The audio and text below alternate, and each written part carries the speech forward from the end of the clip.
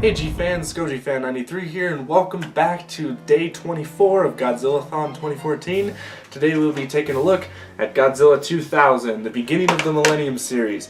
Now, first off, this is my second recording of this. I spent like 15 minutes doing this already, and what happened is the reason why I'm not wearing my clip-on audio thing is because my camcorder has to recharge right now. It's recharging as I speak, and the reason why I'm doing it this way is because the camcorder for some reason takes forever to recharge, so I just needed to get the video out though before it got too late.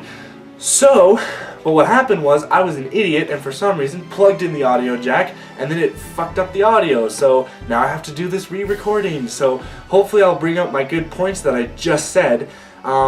So yeah. Anyways, Godzilla 2000. So here we are. So this is the beginning of the Millennium series, and sort of a way for Toho. Obviously, you know, when Godzilla 98 was a flop, they said, okay, well, you know, we have to make Godzilla, you know, we have to bring him back into the American audience, as in this is Godzilla, not that. Because, you know, it was kind of a slander on the franchise. You know, everyone was thinking that was Godzilla, and they're like, no, no, no, no, no.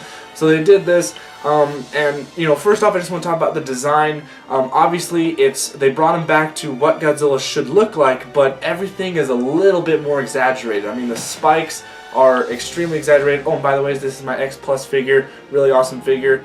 It's just awesome. Anyways, but yeah, so the spikes are just exaggerated. Everything, his skin, his scales, even the neck. I love the neck part that they did, like this kind of, I don't know what to say, but it's just like this really awesome design there. He just looks really ferocious and everything. I love this. I love this design. And the suit is really good too. Now his spikes are not as purple like this in this movie, but in Megaguirus they definitely make him more purple. Also, Godzilla gets a new enemy, an original opponent, which is really awesome because when this was supposed to be a reboot, so, you know, I wonder how fans, you know, were reacting when this film was first coming out. Obviously, when this film was coming out, we didn't have the internet that we had today, so there wasn't a lot of speculation. People couldn't communicate with each other and all that. You know, it was mostly just, okay, well, we'll see how it is.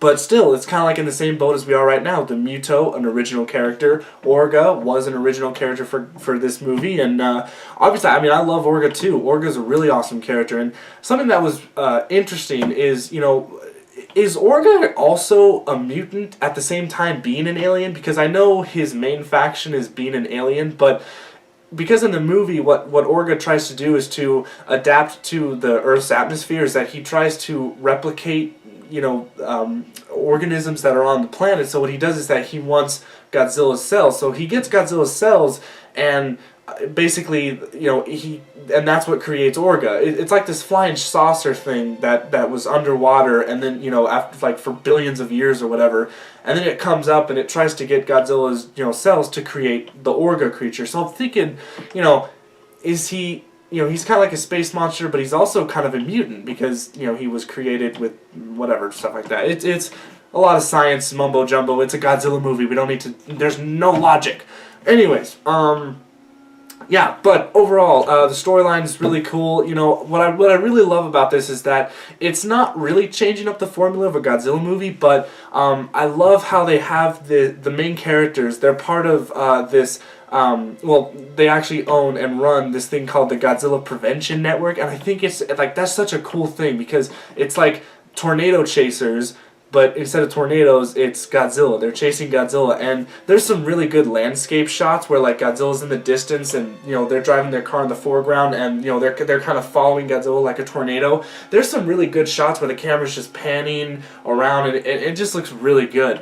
Now, that kind of, you know, brings me into my next topic about this movie, is that the one thing that really brings this movie down for me is the special effects. And I don't know if you guys noticed this, but this is just with me. Some of the things that are in this movie just look so fake. there's a lot of fake things in this. There's obviously sometimes when Godzilla is in the foreground, you can completely tell it's like green screened.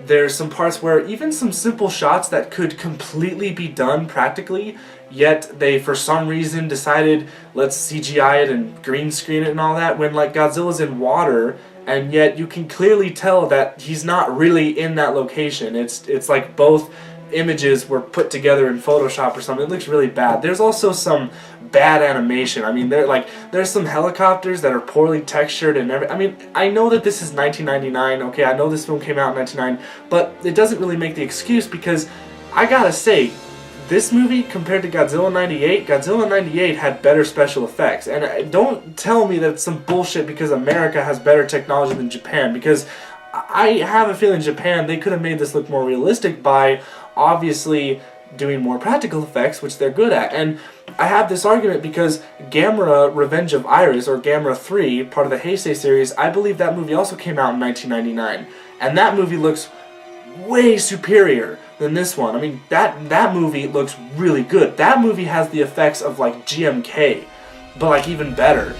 So I don't know why Toho thought, maybe it was because they thought that they had to, you know, since they were bringing it into the American audience, they had to make it contemporary or mainstream, so they had to use CGI. And this is the one thing about the Millennium series that really pisses me off, is that they put CGI in some things. I mean, there's also a part where Godzilla's underwater in this movie, and he's just the worst looking computer generated thing I've ever seen. I mean, I'm like, oh my god, it hurts my eyes. It looked really bad if you haven't seen it, but for the people who do, you probably know what I'm talking about. Yeah, and also I want to talk about the differences between the Japanese version and the American version.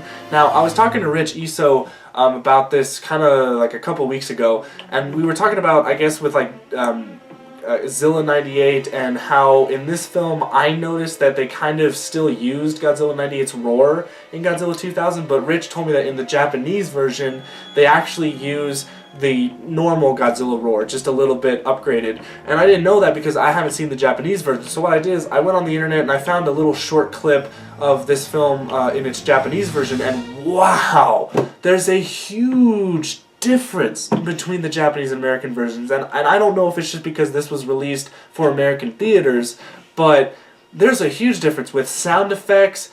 Even the look, maybe it's just the look too. Maybe the special effects look worse because America tinkered with it or something. I don't know, but yeah, Godzilla's roar is completely different, and the music is also really different. And one thing is, like, when Godzilla's fighting Orga in the final battle, the music in the Japanese version is actually from the the soundtrack. It's the main theme or whatever when they're fighting. But in the American version, it's like this pumped up action music that doesn't really like makes sense. It doesn't, I guess it sort of fits, but it sounds way better the Japanese version. Also with sound effects, and this is the thing that I hate the most about this film. There's a lot of stock sound effects in this movie, and I doubt Toho put those in. I bet it was the American re-edit where they put all these Americanized sound effects. Like there's this one scene where Godzilla's spikes are charging up, and it was after Godzilla destroyed Orga, like, because he went inside his mouth and he exploded him. I'll talk about that later. But like when the smoke is clearing, you see Godzilla's spikes kind of glow. They use lightsaber sound effects. It's the whole bzz, bzz, bzz. I'm like, I don't need those sound effects in my Godzilla movie. I don't need that. And I highly doubt that was the same sound effects in the Japanese. I didn't watch the whole movie in the Japanese version, but that little clip showed me a lot. I mean, I was like, wow. And so those things bug me about this film. It's just the special effects, the stock sound effects. It kind of brings the movie down for me. But I still really love this film. Also because I did see this movie in theaters when it did come out, and I still remember seeing it in theaters. I actually don't remember seeing Godzilla 98 in theaters. I know I did, but I don't remember it. Probably for good reason. but Godzilla 2000, I definitely remember seeing it because I remember being so excited that, oh man, we're getting another Godzilla movie already. And I just remember the end credits, how cool it was to see the film and all that. Sadly, I do know that the film did not do well in America, obviously. I don't know how well it did in Japan. Maybe it did a little bit better. But this film really did not do well in America. I think it made... I don't know. I don't know prices. I'm not going to say because I don't want to act like an idiot. But it definitely did not do well. Godzilla '98 actually did better financially than Godzilla 2000 did in theaters, or U.S. theaters. So like I said, I don't know how it did, globally or whatever. The good stuff about it, it's a really good... I mean, the last battle between Godzilla and Orga, it's awesome. I love the final battle. Probably one of my favorite battles. It's just, I mean, it's classic. It's a classic battle between Godzilla and some other creature. And the part that's really weird that I was talking about with Godzilla going inside Orga's mouth is that Orga's trying, like I said in the beginning, Orga was trying to... He's basically trying to clone himself into Godzilla. And so what happens is towards the end of the battle, when Orga starts to realize that he can't win with Godzilla, that he decides to... They do a little bit of communication, which is kind of cool, and then Orga just unhinges his jaw and just like this, and then Godzilla's like, and he's smart, and he goes right in and just goes in there, and then like... I love it when you see Orga's face like on Godzilla's like neck or whatever, and like because Godzilla's like in his mouth, and then all of a sudden you see his spikes start to charge like, and Orga's just like, oh shit, and this just huge explosion, and it's just awesome. It's so awesome. I love how Godzilla did that. That was probably one of the coolest deaths in Godzilla history. I think I even put that in my top 10 deaths of Godzilla movies or whatever. So yeah, but really awesome battle, and also I like the human villain, Katagiri, I believe was his name. He was just really cool. I don't know why, I just really liked him, and obviously a lot of people remember the end part where he gets killed by Godzilla, where he looks up and he's like, "Ha ha, Godzilla!" and then just breaks everything. That was really one of the best parts too.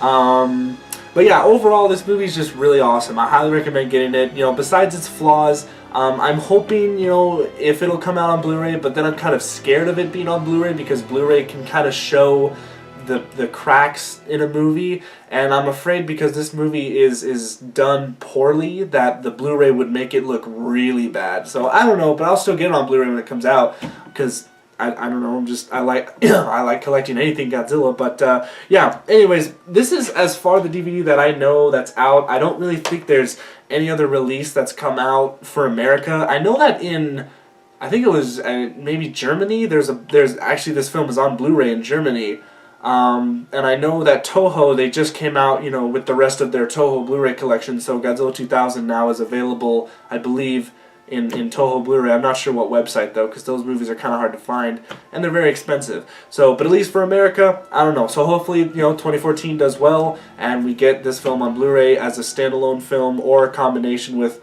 some other film. I think it would be awesome if this film was a Blu-ray combo with Godzilla 1984. That would be so cool. Oh. So anyways, yeah, but really good movie though. The suit's awesome, the story's really cool. It's just the special effects can get in the way and can kind of take you out of the film. But still really love it, highly recommend watching it. It's very rewatchable, which is another good thing. Yeah, so that's all I got. So stay tuned for tomorrow for Godzilla vs. Megagearus, and we're getting closer and closer to Godzilla 2000. And yeah, so I'll see you guys till then. Stay big, G-fans.